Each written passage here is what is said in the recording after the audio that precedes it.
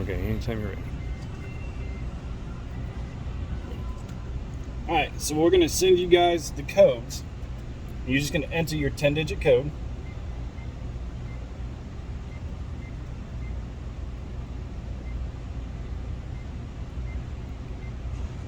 You'll get the green light that flashes up here and turn it like a deadbolt.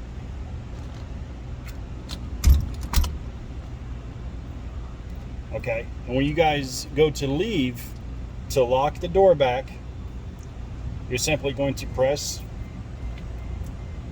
the Schlage button. It'll turn green and turn it like a deadbolt to lock it.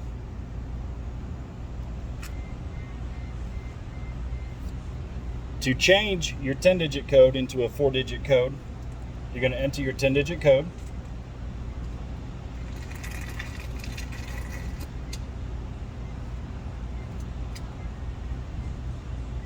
Press the Schlage button.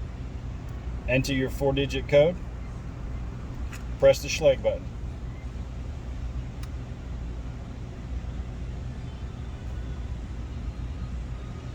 And then to test it, just press in your 4-digit code, hit the green button, the Schlage button, and unlock it.